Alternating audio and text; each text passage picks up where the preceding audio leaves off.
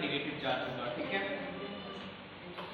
Positive charge वाले atom में आपका सोडियम आ जाएगा, पोटेशियम आ जाएगा, कैल्शियम आ जाएगा, एल्यूमिनियम आ जाएगा। और नेगेटिव वाले में क्लोरीन, ब्रोमीन, आयोडीन, सल्फाइड आ जाएगा, हाइड्रोक्साइड आ जाएगा। ये बिल्कुल सिंपल है। अब यहाँ पे देखो आयन। डियर स्टूडेंट, मैं ये पीडीएफ करके भेज दूंगा। नहीं सर, हम भी नोट बनाएंगे। समझो? हाँ, अब देखो अरे आयन, सिंपल आयन, ये समझो पहले। आयन सिंपल आयन होते हैं, कंपाउंड आयन होते हैं। सिंपल आयन मतलब कि सिंपली दो इलेक्ट्रॉन दे दिए तो पॉजिटिव 2 चार्ज आ जाएगा, 2 ले लिए तो -2 चार्ज आ जाएगा, है ना। यहाँ पे देखो ये सब सिंपल है, magnesium ion, sodium ion, chlorine ion, aluminium ion. वहीं पे कंपाउंड मतलब हो गया जहाँ पे पहले से ही 2 एलिमेंट्स देखने को मिल जाए, कार्बन और मतलब 2 का कॉम्बिनेशन देखने को मिल जाए। यहाँ पे देखो अकेला नहीं है, नाइट्रोजन का हाइड्रोजन है, तो अगर 2 इकट्ठे आयन के फॉर्म में है तो कंपाउंड हो गए। कैसे हो गए? कंपाउंड। हिंदी होती है जटिल, कंपाउंड यौगिक, हिंदी होती है यौगिक आयन। नाम से क्लियर है बेटा, मैंने आपको कंपाउंड बताया था ना, तो वो कंपाउंड आयन जो कंपाउंड आयन के फॉर्म में रहेंगे, पहले से क्लियर है। अब यहाँ पर केमिकल फॉर्मूला उनके भी बनेंगे। Chemical formula of ionic compound जिसे हम पॉलीएटॉमिक कहेंगे, जैसे NaCO3, तो Na का हो गया 2 माइनस का, और CH3 का हो गया 1, तो पूरा हो गया Na2। ठीक है, बना के देखो 1 2 3 एग्जांपल लिख लो। Chemical formula of ionic compound polyatomic लिखो जल्दी।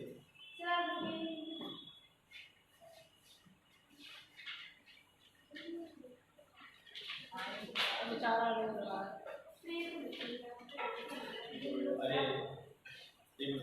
रोक दिया तो पता चले क्या है ये MnO। के पे कौन सा आएगा? के मतलब वो के पे मतलब पोटेशियम पॉजिटिव आएगा 1, तो इधर हो जाएगा +1। ठीक है, MnO4 पे एक साथ ही देख लो, एक साथ से आएगा। अगर नेगेटिव हो जाएगा तो इस पे भी माइनस का 1 आ जाएगा, बैलेंस हो जाएगा, उसकी MnO सीधे हो जाएगा। ये ज्यादा कठिन नहीं है, रिएक्शन बैलेंस करना थोड़ा सा तेरा कर ली। कैसे होगा? एक चैप्टर में मैं सर कौन सा आ गया मोलर मास। अरे सर ये आ गया। अरे लाइट पर फॉर्मूला लगा दो।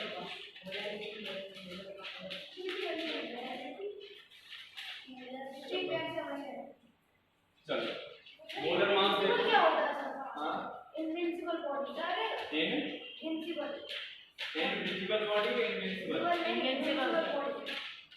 पता नहीं इसको क्या मतलब की बात नहीं है, पढ़ाई है चलो भाई मार्बल की वीडियो दे दो। नहीं यार ये ऐसा इसलिए मैं तो नहीं बोलता कोई कॉन्सेप्ट या कौन सा तो मैं पूछ रहा था आपसे। अभी मैं सर्च करके बताऊंगा। ऐसे कुछ होना कितना होगी। देखो डियर मोलर मास, मोलर द्रव्यमान, the molar mass of a substance is the mass of 1 mole of that substance। यानी किसी भी एक मोल का जो मास होगा उसे हम मोलर मास कहते हैं। और ये एवोगैड्रो संख्या जो है 6.022 into 10⁻23 के इक्वल होगा। ये आप याद करना पड़ेगा, 6.022 into 10⁻23। ठीक है, ये आपको याद करना पड़ेगा। हाँ, मोलर मास का डेफिनेशन क्या होगा पढ़िए बताओ। The molar mass of substance is the mass, कितने का मास है ये? 1 मोल ऑफ द सब्सटेंस। एक मोल सब्सटेंस के मास को हम मोलर मास कहते हैं, और ये 6.022 के इक्वल होगा। किसके इक्वल होगा? 6.022 के इक्वल होगा। ठीक है, अब हम एग्जांपल की अगर हम बात करें तो एटॉमिक मास ऑफ हाइड्रोजन जो है 1 U के बराबर है, तो इट्स मोलर मास 1 ग्राम पर मोल। कितना है? 1 ग्राम पर मोल है। ठीक है, क्लियर है, इसमें कोई दिक्कत नहीं है। नाइट्रोजन का कितना है 14 न्यू है, पहले हम देख चुके थे 14 न्यू है, तो इसका भी टोटल कितना हो जाएगा 14 ग्राम पर मोल हो गया, है ना। ऐसे ही मोलर मास ऑफ सल्फर का S8 है, तो S8 की बात करें तो मास ऑफ S into 8, तो S का अनुभार हो गया 32, तो गुणा कर दो 32 into 8 into 56 हो गया, ठीक है। अनुभार लगा दिया ना, एटम मास लगा दिया। चलो मोलर मास ऑफ HCl का देख लो, H plus mass of Cl तो ये 35.5 हो गया, 1 उसका है 36.5 हो गया। सर ये मोलर मास कैसे है, मतलब मोलर मास कैसे निकालेंगे? मोलर मास कैसे निकालेंगे, किसका निकालना है तो अब अगर H का निकालना है तो कैसे करेंगे सर? H का हाइड्रोजन का तो एक ही होता है। सर ये जो 9 के बच्चे तो मत होगा और करके जाओ ऐसा मना पटकी इधर इधर है अरे यार आपने यहाँ पर क्या सीटे पटकी इधर बोर्ड गिरा दिया। डियर स्टूडेंट्स, अब हम बात करेंगे मोल कॉन्सेप्ट के बारे में। तो मोल कॉन्सेप्ट क्या है, अ ग्रुप ऑफ, यहाँ पर दिया गया है एक 6.022 10⁻³ पार्टिकल, तो ये ग्रुप है, एटम्स का हो सकता है, मॉलिक्यूल्स का हो सकता है, आयन का हो सकता है, of substance is called mole of that substance. तो एक मोल की सीधी सीधी वैल्यू होगी, ये जो वैल्यू है ये एक मोल की होगी, यानी 6.022 into 10⁻23 ये एक मोल की वैल्यू हो गई आपकी, है ना। आगे देखो 1 मोल ऑफ एटम बराबर हो गया 6.022 into 10⁻23 एटम, फिर 1 मोल ऑफ मॉलिक्यूल का हो गया 6.022 into 10⁻23 एटम, सब इक्वल होंगे। अब यहाँ पर एक मोल ऑक्सीजन का दिया गया है ना, तो आप क्या करेंगे, 6.022 ऑक्सीजन एटम ज्यादा हो तो ऑक्सीजन का जो है आप अगर जानते हो तो उसका गुणा कर दो, ऑक्सीजन का कितने नंबर पे आती है 16, मतलब 8 यहाँ पे आ common number so 1 mole of atoms of element has mass equal to gram atomic mass of that element। तो यहाँ पे 1 mole atom, हाँ एवोगैड्रो संख्या तो ये है ही, मैंने बोला था एवोगैड्रो संख्या याद कर लो 6.022 याद कर लो इसको।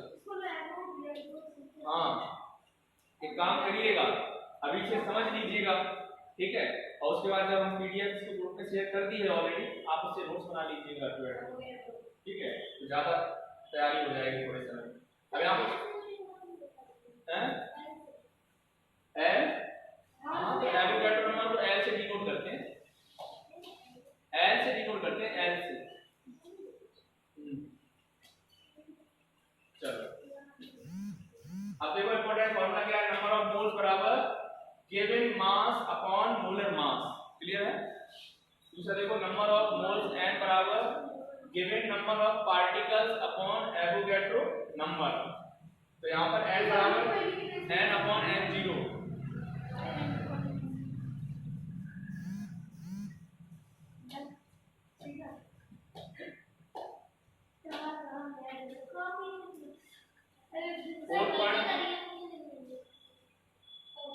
कौन सा वाला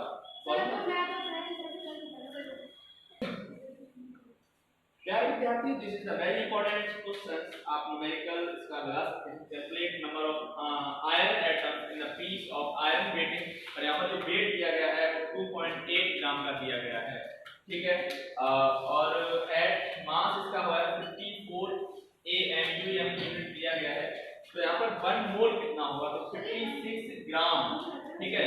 अब क्या होने वाला है, यहाँ पे हमें पता है कि 1 मोल आयरन होता है कितने, वैल्यू भी हमने देखी थी वाली 6.022 into 10⁻23 एटम्स ऑफ आयरन, ठीक है। अगर हमने इधर क्या देखा 56 ग्राम आयरन है तो इतना है, अगर इतना है तो ये भाग में चला जाएगा, दर्श देखो अगर हम इतना देख रहे हैं तो पूरी संख्या देते हैं भाग में, और अगर 1 ग्राम का देखेंगे तो इसका भी गुणा हो जाएगा, तो यहाँ पे देखो यही हुआ है, पूरी संख्या ये देखो प्लस भाग में आगे 56 और गुणा में आगे 2.8, ये केवल 1 ग्राम के लिए निकाला गया है, और 1 ग्राम की वैल्यू कितनी निकल के आ गई है 3.011 into 10⁻22। अब एक काम कर लो गर्ल्स, अब आपका आज हम माइंड चेक कर लेते हैं, आप यहाँ पे लिखो 6.022 into 10 to the power 23 upon 56 into 2.8 solve करके दिखा दो। चलो नो सॉल्व करो।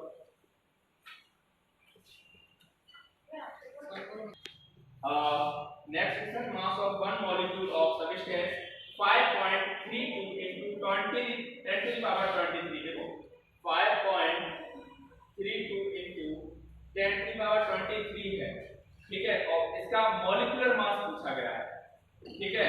तो सीधा सीधा बेटा इसमें किसका बना कर दो, जो आपका एवोगैड्रो संख्या है 6.022 into 10 to the power 23। अब देखो ये 10 to the power माइनस के हैं, ये प्लस के सीधे सीधे क्रॉस हो गए। अब क्या क्या रह गया 5.32 into 6.022, इन दोनों का जब गुणा करोगे तो आ जाएगा 32 ग्राम। क्लियर? चलो नेक्स्ट क्वेश्चन देखो, calculate the mass of 5 mole of nitrogen gas. तो नाइट्रोजन का 1 मोल बराबर molecular mass of nitrogen, 1 mole nitrogen कितना होता है 28 ग्राम दिया गया है। 0.5 मोल ऑफ नाइट्रोजन कितना हो जाएगा, तो 0.5 into 28 हो जाएगा। सिंपल क्वेश्चन है, ठीक है। Thank you.